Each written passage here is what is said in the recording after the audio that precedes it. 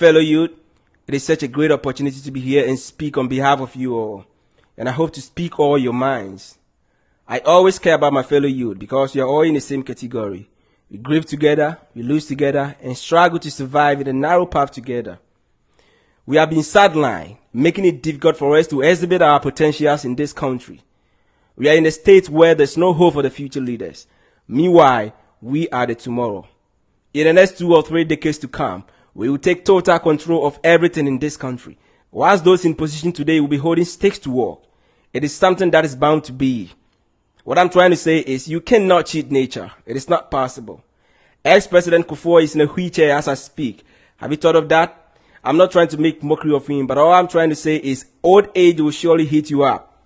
So you need to pave way for the youth. They are the tycoons of tomorrow. The rejection the youth facing in this country is gradually becoming the tough one, and we need our voices to be heard. Everyone is complaining the system is hard. Yeah, this is hard, and we all know that. But what I can tell you as my fellow youth is, don't depend on the government to make the world a better place for you. Try to create it for yourself. I know it is hard out there, but try. You know, politicians will keep deceiving you every 4 years, 8 years, and so on. Government will come and government will go, but your bills will still remain your bills. Politicians don't care about you whether you eat or not. They don't care. They are just in their homes with their family and friends, enjoying or probably on vacation.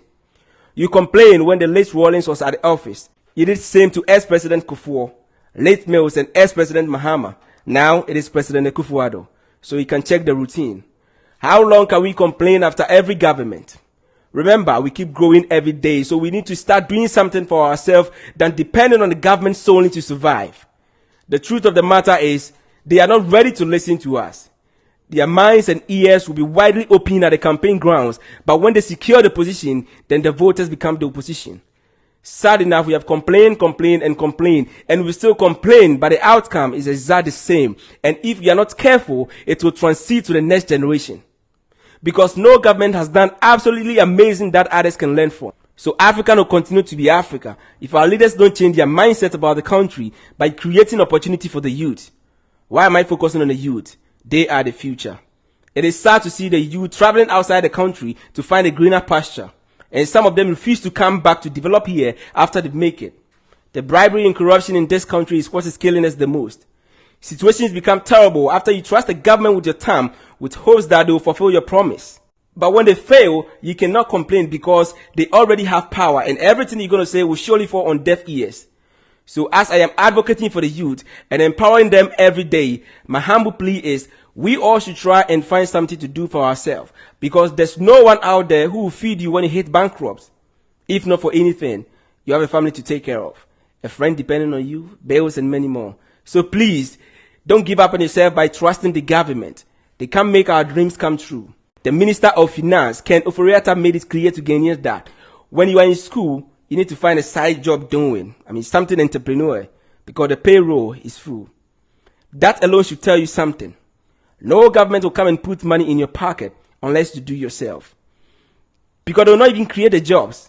They will give hope to the youth, but how to fulfill it is the question mark. They won't give access to any position. They won't make the system a better one for us all. I know my fellow youth that are willing to work so hard, but there's no job. I see my colleagues, actors and actresses who travel to find company work to do for themselves and quit their passion.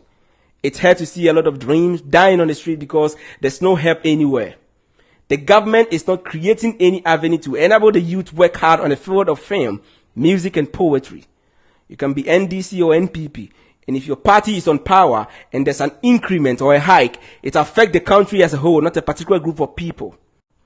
Because our leaders lack that leadership skills, it is giving me that fear that party after party, there will be nothing really difficult to challenge since the past leader couldn't perform.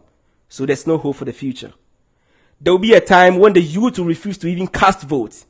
Because when they do, the outcome will still be the same when they secure the office. Politicians have been breaking our hearts and we are getting used to it. All we are asking for is to create job for us. There's no job. We want work.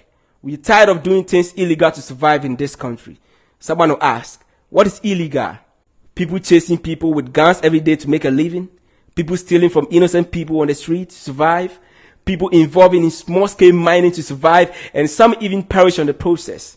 And if there's an opportunity or work to do, at least we'd have seen a decrease in all these terrible acts because no one wants to end up in his own prison. Goods and commodities increases every day, but the salary of some selected people refuse to increase. Remember, about 15% of Guinean youth are employed, and even those people battle with their salaries. Some are even paid peanut, and since there's no job to do, the option is meaningless. Funny enough, people receive 500 to 1,000 Ghana cedis every month, and those are even the luckiest ones. So at the end of the month, they have already squandered 70% on transportation and food. Shelter, utility bills and accommodation is not yet taken care of. So at the end of every month, an employee will struggle to save 6% of his income.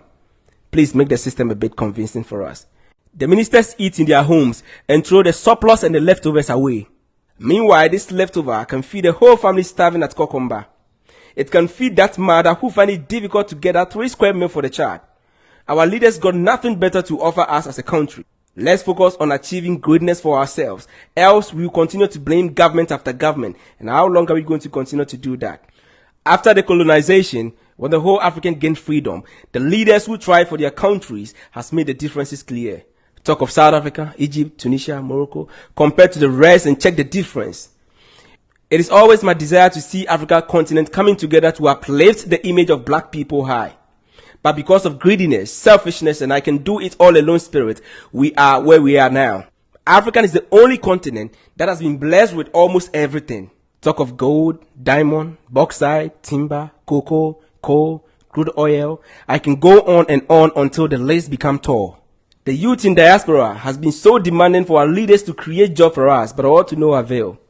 According to the system we have now, the only party that can survive here in Ghana is NPP and NDC. One is to move the country forward, and the other one is to better the agenda. But they all lie to us.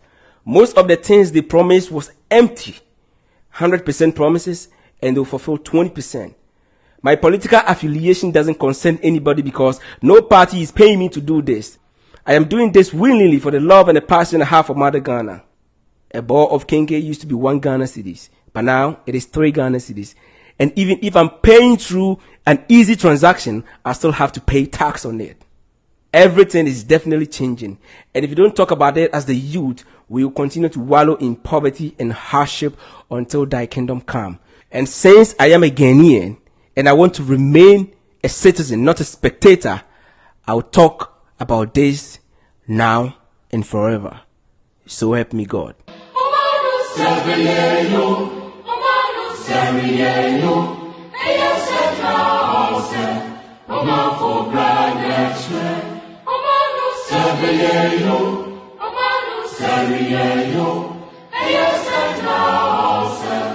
Omar